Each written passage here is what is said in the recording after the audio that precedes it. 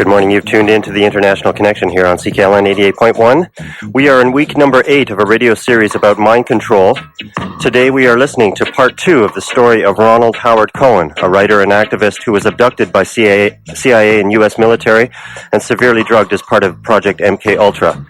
He has pursued finding out why this has happened and attempted to get some justice.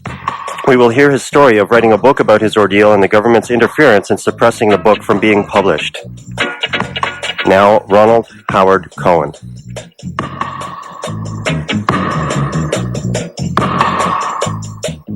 The most reassuring thing that came out during the Carter administration without me going to the files and dragging all that stuff out, is that, thank God, okay, I'm not nuts. Okay. And you're not alone. I'm not alone. This really happened. That really, okay. So that, that was something, that was solid. Okay. So that was good. Okay.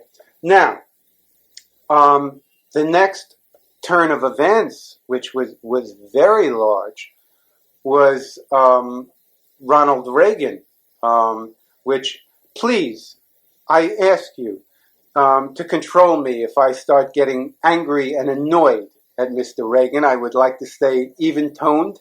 But the thing is, with Reagan, what had been done was there was more. The intelligence community was very upset because Carter put in a bunch of lawyers.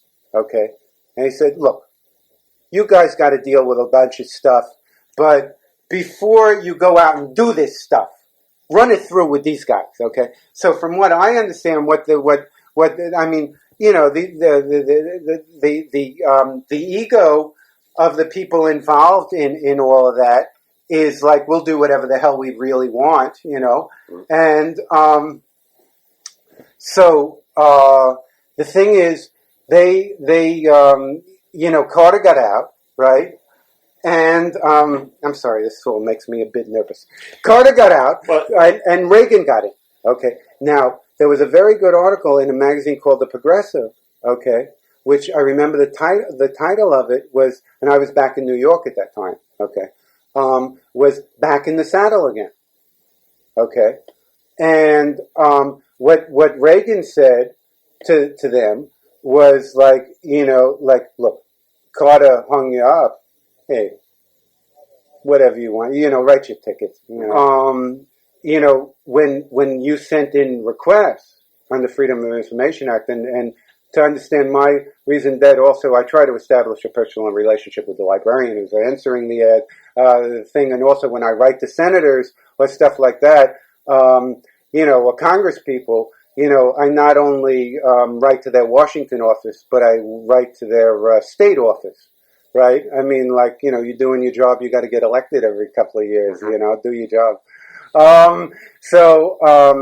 Anyway, I was raised by a union politician in New York City, right? From the plumbers union, Anyway, so the thing is that Reagan, when you sent in for requests then, forget it, no such, forget it. You didn't get any information, okay?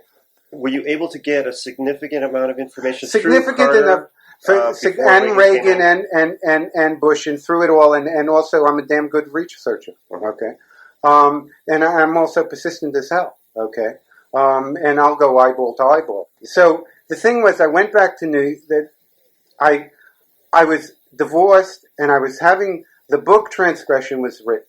Okay, and it covered the drugging. Okay, I had written this out, and I knew from having lived in New York, okay, because when I was a young bohemian living in New York, I knew, hey, man, you want to get published, which parties do you get invited to? Who do you know? Okay. So, 57th Street and 5th Avenue, I've been uptown, and so, anyway, so I knew, hey, you want to get published, go move back to New York. Okay, so I moved back to New York and got an agent in New York, and I the agent is very interesting. I was very flattered. She was an older woman, and one of her clients, she knew many famous, influential people, and she had an office on Park Avenue, but one of the people who had been her client was an author named Upton Sinclair, who had written a book that was called The Jungle, which was about the meatpacking industry in Chicago. Very working class writer, or working class writer. Basically, that's my orientation from a literary point of view, is basically working class novelist. But that's a whole other discussion. So I had the agent, and the book was going around New York. So, I had to get my day job.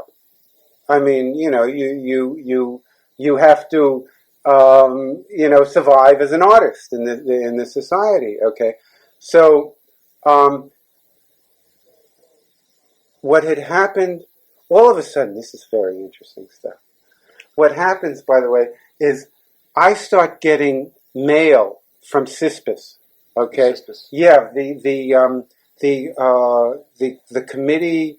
Nicaragua was going on. El Salvador. Yeah, El Salvador. Okay, I didn't attend meetings.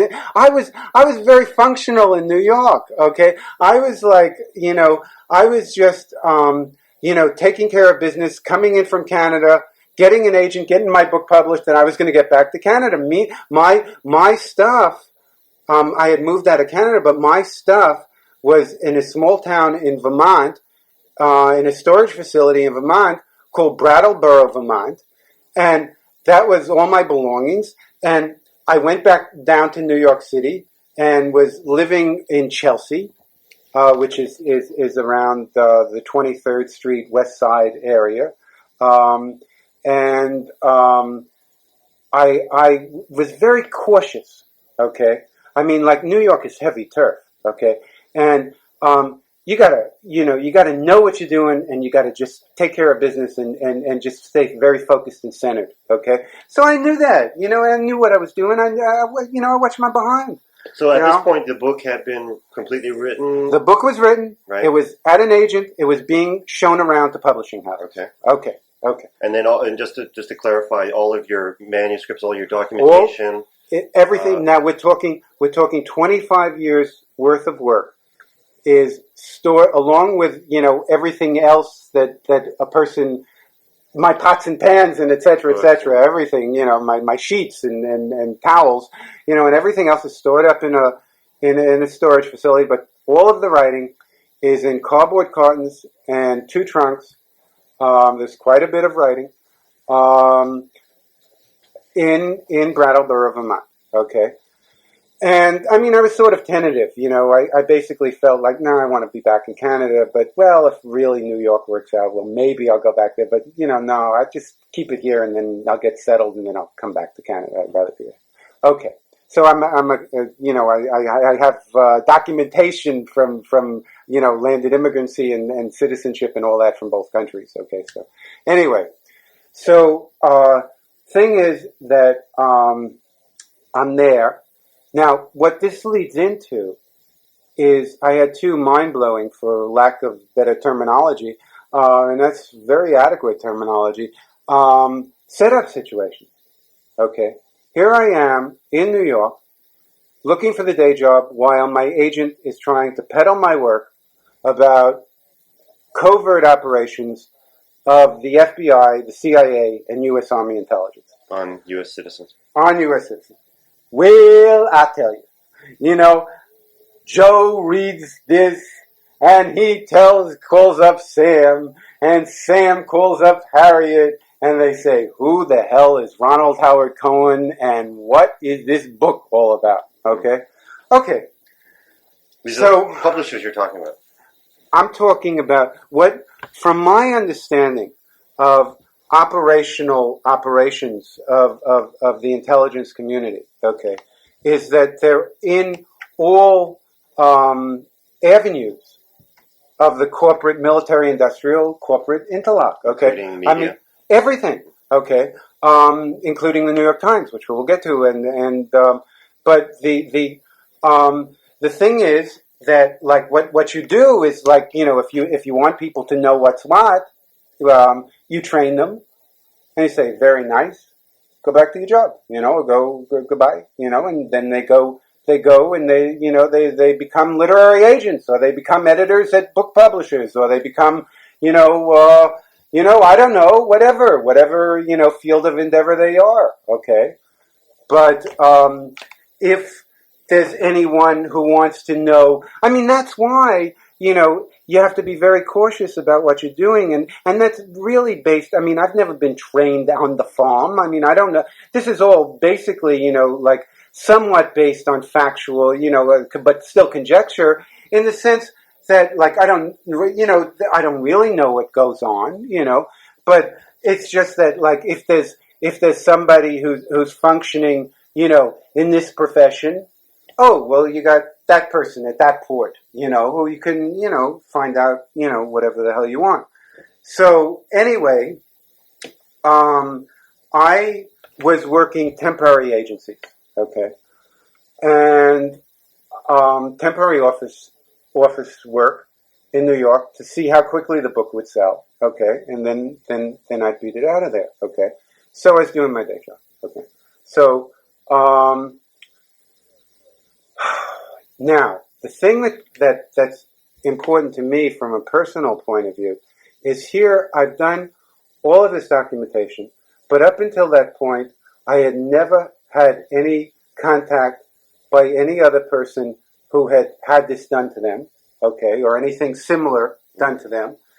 I had never had it confirmed, from an authoritative source, which the setup situations did confirm, that this all occurred, okay. So I was on pretty flimsy ground in a lot of ways. What I had was answers from my Freedom of Information requests and other books that I read and research and blah, blah, blah. Okay. So, I go to this real estate management office. Okay, I get a temporary job. And I have some bookkeeping and accounting clerical skills. Okay. And so I get a job on 6th or 7th Avenue, around 45th, 46th Street, right in the center of near New York, the Times Square. And it's in this, high office building, and it's for a real estate management company. Okay. So put on my suit, go do the 9 to 5 gig. Okay. So I come into this place, and there's this guy. I mean, such a cliche. He looks a heavy-set guy, very intellectual, smoking a pipe, with a beard, and he talks to me for a while, and it's like, we talked for about an hour and a half. I haven't done any work, and he's telling me about, how he has a girlfriend who's in Russia. I mean, and what do I care? But they're paying me. What do I care? Okay, so then we go into the boardroom. Okay, some company, this lovely boardroom, lovely big table, comfortable leather plush chairs, right? Nice. Okay, so and there's coffee in the back, and there's drinks out there. It's very nice. Right? Sit down. Okay, and these two guys come in. Okay, there's stacks of paper in there. Right. So the guy who lead me in and had been talking to me for an hour and a half, he said, "Oh, these guys, they've been here for a while. They're temporary staff. They'll tell you what to do." Fine. So this is again your first day on the job. First day on the job. Okay. So they look at each other and they sit down, and he says, "Oh, you just check those boxes." So I start checking these boxes, and then one sits at the head of the table, one sits at his right-hand side, and I'm down the table a little bit on the left-hand side of the table. Okay, and I'm working away, and they're not really working. Okay? So I look up at them, and the guy who's sitting at the head of the table, he says, "You don't have to do that shit anymore." I said, "What?" He said, "Don't worry, you get paid for it." I said, "What?" I said, "Who are you?" He said, "I'm with the FBI." I said, "Oh, no shit." And again, a chill, a little nervous there. This is not your common, average, everyday experience, right? And I look at the other guy and I say, "And who are you with, the CIA?" And he goes, "Uh-huh." Okay. So they look at me and they say, "Look, don't get nervous, okay? We just want to talk." So I said, "Uh-huh. What are we going to talk about?" Okay. So he said, "Well, look, the guy at the head of the table, this is very interesting. He said, I'm from New Orleans, and I came up here to talk with you, and the other guy, he didn't say where he was from. Okay, the fellow from the CIA. Oh no, I looked at him and I said, "Yeah, and you?" And he said, "Oh, yeah, this is very interesting." He said, "Oh, I'm an actor as well." I said, "CIA?" He said, "Yeah, but I'm an actor." I said, "Really?" He said, "Yeah, I didn't get a part in Witness. You remember that there was a movie, it was a commercial movie about, I think I saw half of it one Sunday afternoon about Quakers or something. There was somebody who knew an undercover operation and, Latin America. Or something, And he said, "I didn't get a part in that." Fantastic. What do I know? So, and he said to me, the guy from CIA said, "No, we just met." He's pointing to the guy from the FBI. So they're working out their relationship here, but they've told me, they've identified themselves, okay? Do they identify themselves by name? Do they give you a name? Or? Oh, they gave me a name, okay?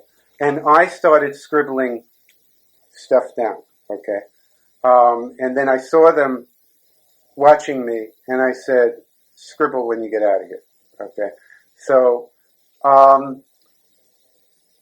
they said, I said, what do you want to talk about?" And meanwhile, I'm not only outraged, okay, but I'm really fucking nervous, okay? I have never had this happen to me before, okay? And, it's just like, whoa, I wasn't prepared for it, it was sort of like, whoa. So I sort of felt like, I just want to get the hell out of here. Can I get the hell out of here? All right. So, I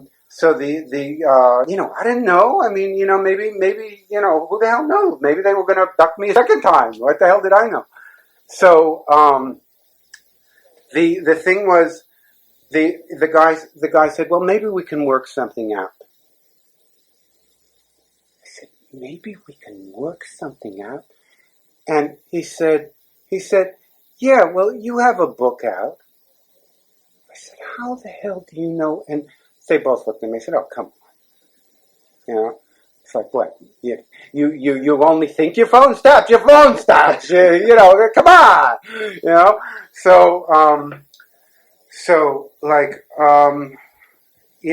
I got up and I said, "Look, I got to think about this, okay? I'm going home, okay? I'm going to be here tomorrow, okay?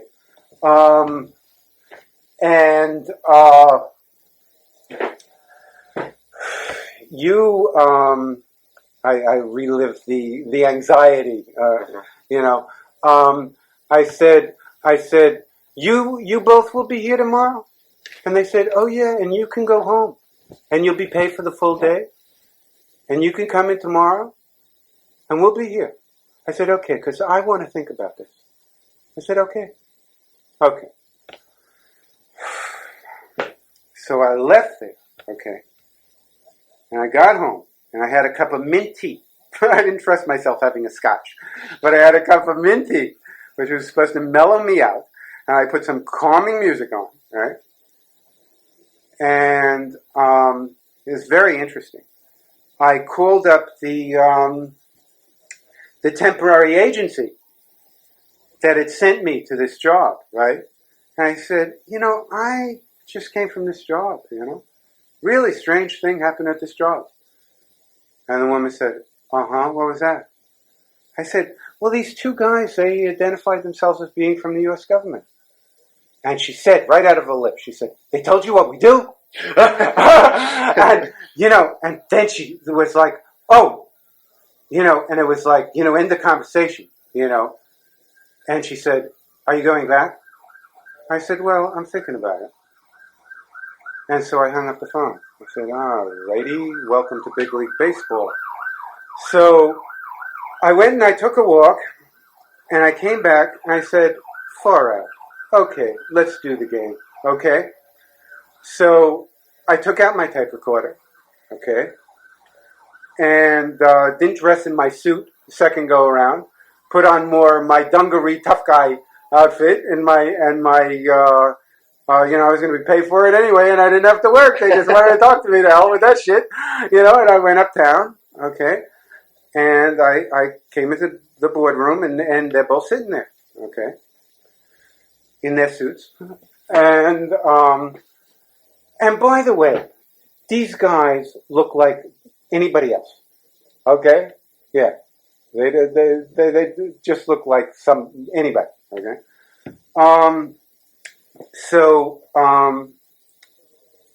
they're sitting there, and I don't remember the conversation word for word, but at one point, this really, like was a mind blower to me.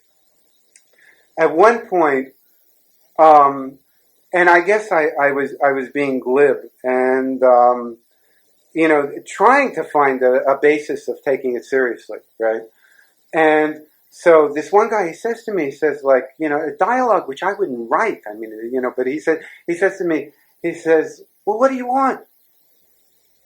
I said, what do you mean, what do I want? And he says, well, your book isn't going to get published, and they just sort of looked at me oh, grow up, And I sort of looked at them and I said, oh yeah? How about a job at the New York Times? So they looked at each other and I was like, that's all he wants. No problem, Jim, we got a deal, And I looked at them and I stood up and I said, okay, in the back of my mind, because I really write better scripts than this. I just sort of say, okay, you want me to play Robert Redford? I'll play Robert Redford here, okay? I said, hey, no. Listen, you stupid son of a bitches. I'll tell you what I want, okay? I want truth and justice, okay? And next, both of you, I want both of you to go take a flying fuck at the moon, okay? And I'm out of here. And you can send the fucking check, okay? So I walked out of there. Oh, so the important thing to keep in mind is I had, to them crossed the line, right? I mean, I got into them macho, I think, right? And here, they wanted to make me a deal that I couldn't refuse, And here, I'm being a wise ass. And, and on top of it, telling them to go fuck themselves, So they got to teach me a lesson, right? This is what, I summarize, okay? New York City, the book's out, at my agent, trying to get published. I'm back in my apartment. I've had the one setup situation in an office, and I did get paid, by the way, for 2 full days. Okay. And, they're good with the money, And so, after you told them to take a hike, did they try to contact you in any way immediately after that? Yeah. Dig it. Okay. Because, actually, there were 3 setup situations, all right? I'm really rushing things. The anxiety, I sort of... Let's talk about this first one. Yeah, all right. The second one, I'm back in New York. I get in touch with my editor, my agent. I say, how things going? She said, well, went out to a couple of houses, but it came back. She said, I still want to work with it. I said, okay. I've got to work day jobs, while doing that, And she said, well, that's all right. You won't be the first. I said, all righty.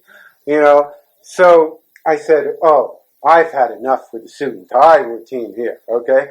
So I got a job working in the garment district in a warehouse, packing crap in a warehouse. Okay. Packing different leather goods, imported leather goods, in a warehouse in the garment district, which is in the 30s, between 7th and 9th Avenue in Manhattan. Okay. So the day I arrive, again, it's a temporary service, but this is like manual labor, temporary. Okay, so I got my work boots on and my sweatshirt, and I'm doing manual labor in the warehouse. Okay, there were 6 or 7 other temporary help, all black. The intelligence community hires people from all different types of groups, and they arrive in the warehouse. Okay. So now we come to death threat time, by the way, kids. So I'm working in the warehouse, and it's lunchtime, okay? And I'm trying to, maintain my cool, just sort of feeling like, I don't know, okay, if the agent's doing the book around, maybe I should just go back up to Vermont and get the hell out of the country, but I'll get some money from this gig. Maybe I won't pay rent next month, and I'll just split. Okay? So how long after the first set of situation is this? Oh, right away. I mean, New York, you don't have money. You can't run out of money in New York, man. You got to stay on the ball. Yeah, you got to rebound quick. Mm-hmm. Okay. So it's lunchtime. Okay, got to take my brown bag and my thermos, and I go off in the corner, and I'm having lunch, right? And there was this fellow, small type fellow, 5'4", lightweight, powerful, strong, no fat on him. And he had mentioned about the Marines, and I did, it's just like, I was unloading trucks and, blah, blah, blah, and they talk. Right? So I'm eating my lunch, and he comes and sits down. He says, can we talk? I said, yeah. He said, well, I came from Hawaii to talk with you. I said, oh, fuck. I said, who are you with? He said, U.S. Army Intelligence. I said, shit. So he said, hey, man, let's stay cool, it's okay, just want to talk, we want to talk about, Indianapolis, and Indiana. So here was the first time, solid confirmation, okay? I really wasn't nuts. It really happened, okay? The others didn't mention that incident at all? No, they just mentioned about the book. Right. Yeah. And so I said, look, I don't think I want to talk to you, okay? I told you what I wanted, truth and justice. I don't think I'm going to get that by talking with you. You hip? And so he said, uh-huh. He said, I've got somebody to report to, okay? So I said, okay, look, you got to do your trip, man, but I'm telling you, okay, I don't think I got anything to talk to you folks about, okay? I've written it all out, okay? And I told you what I wanted, okay? Truth and justice, and I said, just leave me alone. I just want to do this job. I want to get the money. I'm leaving New York, okay? And so he got up. He said, okay, you should eat your lunch. Yeah. Bye. Okay. Well, this fellow was not alone. The other fellows, now it didn't matter whether they had to cover their cover any longer, okay? It was a little more out in the open while we were unloading and unloading the trucks, okay? And this got more like, football locker room, okay? Type of, subtle dialogue, with the boxes going back and forth, okay? And we're going up, it's the end of the day, about 4 o'clock, we're going up a back elevator, wooden elevator, creaking up, old elevator with all the boxes. You've unloaded it from, or loaded it, you unloaded it from, so you're squeezed up against this, the wood panels in the wood elevator, and all the boxes are there, and we're going to unload that, and then we go home, okay? Or put that in the warehouse, we've unloaded it from the truck, take it up to the warehouse, and then we have to, shelve it, and then get the hell out of here. So, okay. I'm going up, and you see, because I didn't know really what these guys wanted, okay? I think the feeling I got from them was like, look, we sent you the businessmen, the nice guys, what you want to see, like, we got other guys, all right. So, so did you feel all of your coworkers at that time were keeping an eye on you? Absolutely, absolutely, all 7 of them. Mm-hmm. Yeah, absolutely. Not only all 7 of them, but I felt that the people at the company, okay, that we almost had a choice whether we wanted to work or not, and that they had been that had gone up the chain of command inside that firm, and had been told that something like this was going to go on, okay? And because the managers were civilians, if I can use that term, but it was obvious, like, there were times when these guys and I were just talking, like we weren't doing any work. I mean, if it was really a legitimate gig, somebody would have come in over and said, like, hey, you're getting paid, get back to work. I mean, that's not what happened. We had the run of the place, Yeah. One morning I came in, and this guy, we hadn't started working as yet. And he said,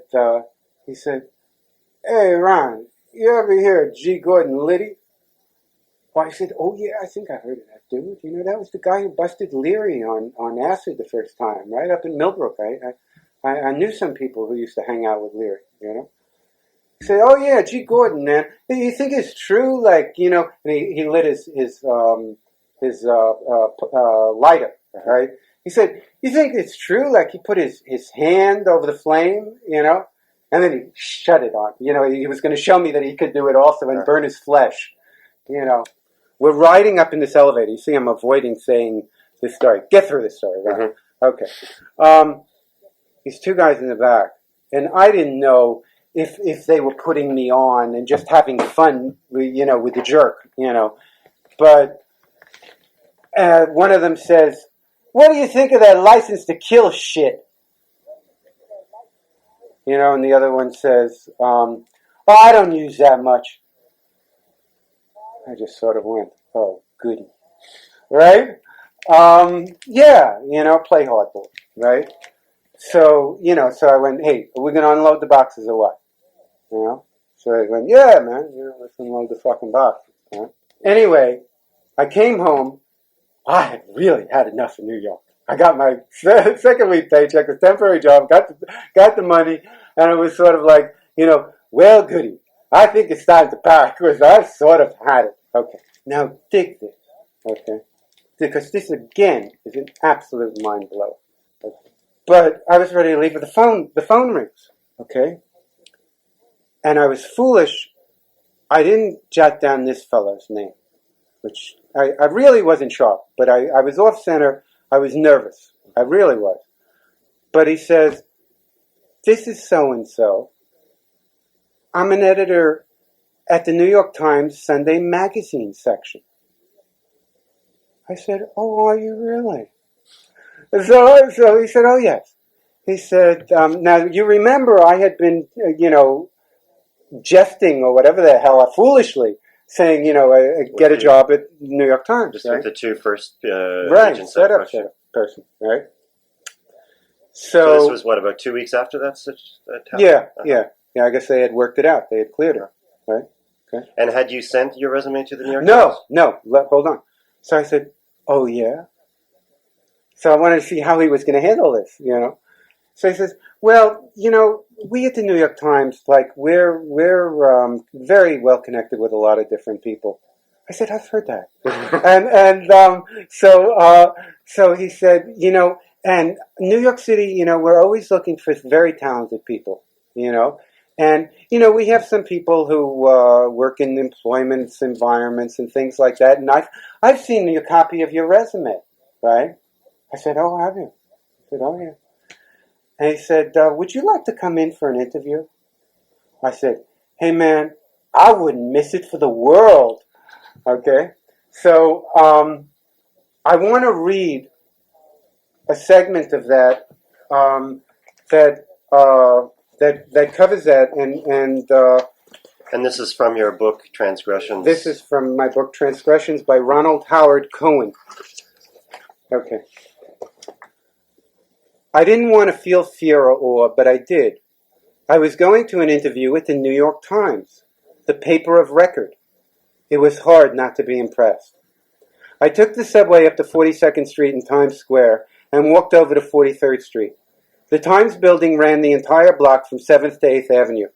There was a workman's-style cafe across from the Times, and I decided to sip on a cup of coffee for a few minutes. I still had about a quarter of an hour till my appointment. I'm going to cut more into... I entered the jammed elevator and watched for my floor to light up on an indicator above the floor. I was still nervous. Even in this crowded elevator, the air itself seemed to be thinning out, bringing everything into focus, making details distinct. I was entering some sort of center of power. "You'll be all right," I told myself. "As soon as you actually meet this guy, you'll be all right. Mr. Berg is just one more human." My floor arrived and I got off the elevator. There was another reception desk right ahead of me with the sign saying, "The Sunday Times Magazine," on the wall behind it. I told the man sitting there that I had an appointment with Mr. Berg, and he lifted the receiver of the phone on his desk and announced me. "Mr. Rosen is here to see you, Mr. Berg." Okay, now, let me cut into this a little. Okay. Now, he comes out and he says, "Look, why don't we talk up in the cafeteria?" Okay. And we walked down the hall there to the employees' cafeteria. Almost all of the many tables in the cafeteria were empty. There was a good food serving area off to the side, and Mr. Berg started to walk towards it. "Grab a seat at the back table, will you? That one back there looks good. How do you take your coffee?" I told him, and I went way down the room to sit at the table he had pointed to. There sure wasn't any chance of our conversation being overheard. I looked at the leaves of a potted plant waving from the effects of the circulating air or air conditioning. My nervousness had disappeared. This was some interview. The man seemed ready to give me the store. I was terribly confused. Okay. Comes back. We chit-chat. "I guess you know the Sunday magazines gets one hell of a lot of copy, filled with a lot of so-called facts that need some very careful checking. You ever do that sort of work?" "I always like to check my facts," I smiled at him. "Good," he smiled back. "A very good policy." He looked down at my resume for a while and then up at me. We both sipped at our coffee. "We've got a slot that pays $45,000 a year." My face must have shown how much that figure struck me. I know that the smaller places don't pay that sort of scale, but this is the Times. I don't know how my co-worker will take to taking on someone new right now. I will have to check with her. I looked around the almost deserted cafeteria for a minute, and I sighed deeply. As I looked down the room to a table where a woman and two men sat chatting, they were talking together like comrades. In my soul, I wanted to be sitting there, to be one of them. So, at an out-of-the-way back table in a nice, clean cafeteria, I came to decision time. I couldn't do it. Damn it all to hell, I couldn't do it. "Mr. Berg, can I ask you something?" "Certainly, what?" "What's going on here? I mean, I don't have the credentials for this job. Most of my resume is sheer fluff and gun smoke. I'm pretty sure you can see that. He nodded and looked straight at me, feeling, I'm sure, 10 times more uncomfortable than he had been only a few minutes before. Obviously, I was going to turn out to be a real character. Of course, I'm thrilled at having an opportunity like this. In fact, if I had come upon it honestly, I'd be jumping all over the place. But I can't do anything if I don't know what really is going on. I don't know what to say, Mr. Burke replied. I know that about 10 years ago, a Senate committee said that the CIA and some newspapers were involved with each other, but I thought that it all stopped. Mr. Berg didn't like the sound of the word CIA, but he reacted like an editor who spent his life checking facts and sticking to them. Yes, in the 1970s, I believe it was 15 newspapers, a dozen major book publishing companies, and about 400 writers and journalists. If I remember correctly, he grimaced and continued. If I remember correctly, staring at me, he grimaced, some fellows have found it all to be very lucrative. All of that has gone on all the time I've been here, and I've been here for some time. There never seems to be a problem recruiting people. I personally think it's all very dangerous practice. But others say that's the only way to know which whore is trying to take a piss on you. Do you feel that way? I believe in accuracy, he said, and our discussion was over. Okay, it goes on considerable lengths from there, but I did want to get that all. So how close to that was that to what really happened to? Was that? Oh, that was pretty close, Jim. That one was pretty close. Oh yeah. That now you got to keep in mind what I've now done. Okay. So right now I've told them to take a hike, as you say, and then they offer me $45,000 gig. I'm not going to take a bribe. Okay. Yuck. I'm a real yuck, right? I mean, to their community. I mean, they're being nice. Yeah. They just told me that there's no freedom of the press. And my book isn't going to get published, but they're going to get me a job at the New York Times. I clear it. I get in touch with my agent, who never was able to sell the book, and we finally parted company. She gave up. I told my agent I'm going back to Canada, okay, and I'm going to get relocated there, and we'll stay in touch by phone and mail, okay. So I went back to Canada, and I got the same feeling I always get when I cross the border. Oh, thank God.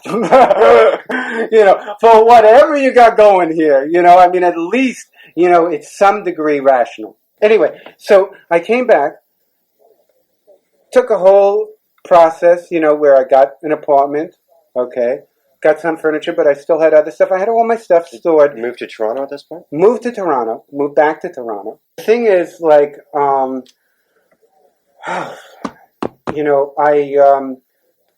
I'm now ready to go back to Brattleboro, Vermont, okay? Where you still have all of my stuff stored, okay? Now I hire a moving man, okay, to drive down to Brattleboro, Vermont, right? Okay, load up all of my possessions, including my life's work, all of my writing, okay, and go back to Toronto with him, okay? Very nice moving guy. He and his girlfriend. We drove down in his van, and I said, that's fine, pay the mileage, I don't think we'll have to stay over, but if we do, etc. Okay. Went down there. We had lunch in Brattleboro. Very nice town, by the way. It's sort of a wine and cheese cracker place for ski lodges and people who are academics in Harvard and MIT, aside from being just Vermont, anyway, which is very pretty in the autumn. But we had lunch, and where this was stored was Hillwind's farm, okay, which was a farm with a very big barn, okay, big barn, that had been converted into a storage facility, okay? Storage lockers. Yeah. Storage lockers, okay? So we drive out to Hillwinds Farm, okay? So we bring the truck in through the the front where the horses came in, and now the truck pulls in, and it's like paddocks, but they're now storage facilities rather than paddocks, right? And I go to open my lock. Now there's a caretaker. This is like out in the boonies, okay? But there's a caretaker who lives on the premises, okay? And every month I had paid the rent there, and even was in correspondence with them, and to some degree, they were nice people, And I went to open my lock. That's not my lock. On the clasp. So I said, "Wait here," to the driver and his girlfriend, and I said, "I got to find out what's happening here." Okay. So I went over to the caretaker's facility, and I said, "What's with the lock?" She said, "Well, Mr. Cohen, I didn't understand." She said, "You're a very responsible guy, but you must have, forgot to put your lock on. Well, you came down here, before you went back to Canada, you came back here and took some stuff. You must have forgotten to put your lock on." Because I went, I keep the place very secure, and I went walking through there, and I noticed you didn't have a lock on your locker. And she said, so I put a lock on. I said, "Oh, really?" She said, "Yeah, I'll open it for you." So she opened the locker for me. Now, my first impression was it's all there. And were you sure at that point that you had put the lock on? Oh yeah, because I'm a total paranoid about those type of things. What I do when I lock something, I pull on it. Okay, I pull on it and I pull on it, until I have to tell myself, "Ronnie, you're going to stop. It's locked." Okay.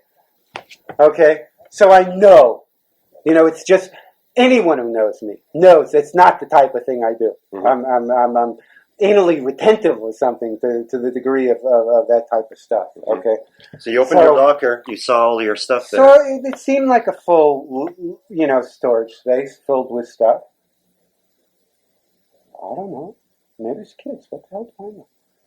So I look around, and my hi-fi, my record stuff is there, and I see books are there, and I don't know. Let's load the truck up. Okay. So I said, "Well, thank you very much." She takes off. And we load the truck up. Okay. The truck's loaded. And something's like, Something's, But I'm not quite sure what. Okay. So we get in the truck. And I say, "We got to stop in town." He said, "Why?" I said, "I want to stop at the police station." Okay. Okay, you paying? We stop at the police station. I go in. I say to the guy at the desk, I say, "Look, I wanted you to take this all down. This is official business." Okay. Told him who I was. I have a little card that says writer. Okay. Ronald Howard Cohen, writer. Okay. I said, "Look," told him the whole story. I said, because this is what was in my mind, and I wanted to cover my backside this way. I said, "Look, I don't have any drugs. You understand me? I am not a drug dealer, okay? If I get stopped at the border and they go through my stuff and find drugs, I want you to know that I reported this, and I didn't have them. They were planted there, okay?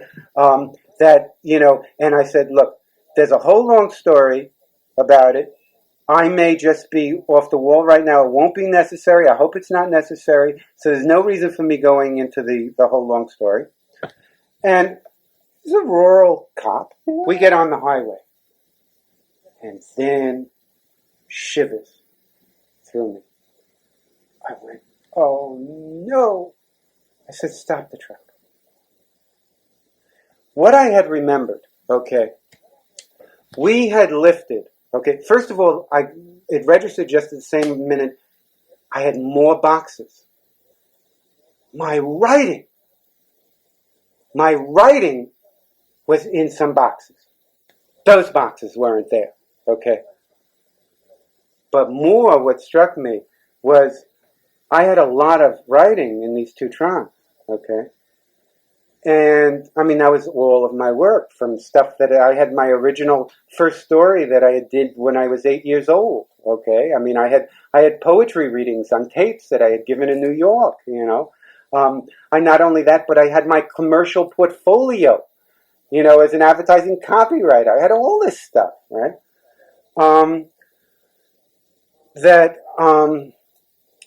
You know, and my clippings and blah, blah, blah, you know.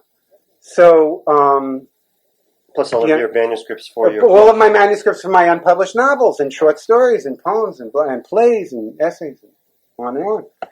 So, you know, your life's work. Yeah, when we had loaded the trucks, okay, when those were heavy trunks, okay, they had a lot of stuff in it. It was a two-man job that you had to lift the trunk onto the truck to get, okay. When we had loaded those trunks, it was like, oh, throw that on the trunk. Throw it on the trunk. How could I have thrown my trunk on the truck? Impossible. Mm-hmm. So I said, stop the, I said, stop the truck. He stopped the truck, and I went into the back of the truck, okay? And I opened up both, you know, took stuff out, opened up both trunks, empty. And then I realized I have a computer, but I also had a number of portable typewriters. I was a typewriter nut, and I had a typewriter, a Royal from 1920s that worked, okay? And that was gone too, okay? Message, you know? I just sat there, and the couple came around, and I was crying, right? And they said, what? And I just said, no, nothing. You know, I mean, I couldn't tell them the whole story, man. I mean, they would have said, like, you know, what have we gotten into here? You know? So I said, look, let's just load the truck up, and we'll go back to Toronto, okay? So we drove back to Toronto, and they were very sophisticated, nice people. They didn't ask any questions. We got back to Toronto, and I unpacked, and I was devastated. I mean, I just sort of felt like, oh, this gets into a very bad emotional turn. Boy, I was really pissed. What do you do after your life work is stolen? All right? Well, I got the answer. You're right about it. Okay? So, I sat down. I said, page 1, Transgressions. And we're going to start back 30 years ago. And now we got 2 incidents to write about. Okay? So the book in manuscript size doubled in size. Okay? But I've rewritten it. It's rewritten. It's gone out to agencies that I've had, to publishers that I've had feedback on. We're talking major league publishing houses, and we're talking about senior fiction editors, okay? We're talking about top of the heap, Jim, okay? Who have said to me over the phone, one editor said, Ron, I've worked here a hell of a long time, okay? You made the cut. You made the decision table, okay? We had a cut 4, okay? We were only going to publish, you know, X number of books, okay? So I've seen like long fights, okay, over like which ones we were going to go with, okay. She said, we didn't go with this. She said, keep at it. Try and get it published, you know. She sounded like she was a little disgusted that she had thought that, I mean, you got to understand, you're dealing with heavyweight dudes, right? That it's a type of publishing house decision that, as far as I can make out, you know, it doesn't, you know, it's like the editor talks to the publisher and goes for a 2-hour lunch and says, okay, do you want to publish this thing? And we go lawyers, and we go like, lots of money and lots of fights, or what? Yeah. I've asked myself quite intensely, saying, like, look, what is this crap? First of all, is this thing any good? And I've reread it cold. I said, yes, good work. Okay. So then what gives? Well, I mean, this thing could make somebody some bucks, and there are high-risk rollers there. Anyway, after Clinton got in, I mean, I got on the computer. I got the new lineup card, in Washington, D.C., and I started sending out letters. I mean, like to all, hello, welcome aboard, hello, this is stuff that hasn't been looked at under the Nixon administration and the Reagan administration. Eventually, what happened with that was the U.S. Senate Oversight Committee, whose vice chair is Senator Bob Kerry from Nebraska. He wrote me back, and basically, I mean, I'm not quoting word for word. He basically said, all right, man, you straight shooter, what you got? I'll have somebody check it out. Okay. This is under Clinton now. Under Clinton. Okay. Had you been in contact with Bob Kerry before? No. No. He was a new cast. If you've ever been in a senator's office, and I have, boy, they got lots of files and papers and lots of different stuff, right? So he has a staff person, okay? And that's really who you work with. So there was a gentleman who was on the committee, Senate Oversight Intelligence Committee, which is the committee that's supposed to be the oversight committee for the intelligence community, okay? They're the ones who supposedly, in the back room or in camera, supposedly they say, what's going on? And supposedly they're supposed to be told what's going on, all right? So he was, I don't know, in his 30s, okay? So he did he said, look, I'm really busy. He said, I've taken this on my plate. It's a little heavy for me to be doing, but okay, I got to do what I got to do. Yeah. So, but as he said, because he would call me on the phone, he said, hey, man, I'm open. He said, as far as I know from what I found out, anything is possible. Okay? So, I mean, that's from the horse in the stable, okay? That's from talking down at the barn, okay? And at some point, there was some headway, it seemed to me, since I had been sandbagged, as the saying goes, where you don't get any information, for so long. At least you got some positive feedback. It seemed, people didn't call me on the phone to call me Ron. I mean, we had more aristocratic, well, Mr. Cohen, we'll more look into that for you without a doubt. And we'll be back in touch. So I felt there was some movement, okay? But then I got a letter back most recently, okay? Well, relatively recently. That was much more formal from this fellow at the Senate Oversight Committee, and it was basically a turn down. I got on the phone with him and I said, hey, what shakes? And it was much more formal response. What I had, okay, as per documentation, okay, I had the company names of all the setup situations. I had the dates. I went home and I scribbled, okay? I had the dates. I had the names of these people who they identified themselves as.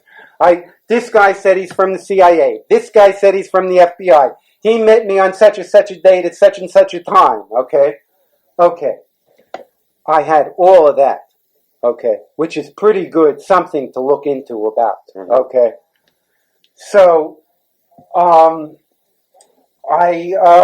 had sent that to his researcher on the subcommittee, and Kerry writes me back, and he says, well, if you have something, but right now there's nothing, right?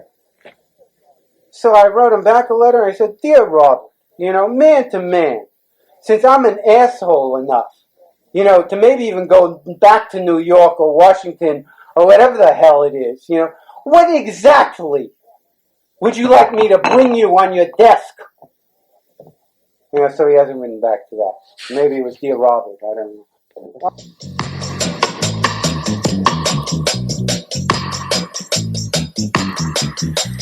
We have been listening to an interview with Ronald Howard Cohen, a survivor of abduction and drugging by the CIA and U.S. military, and his subsequent harassment by agencies of the U.S. government in interfering in his efforts to publish a book about his ordeal.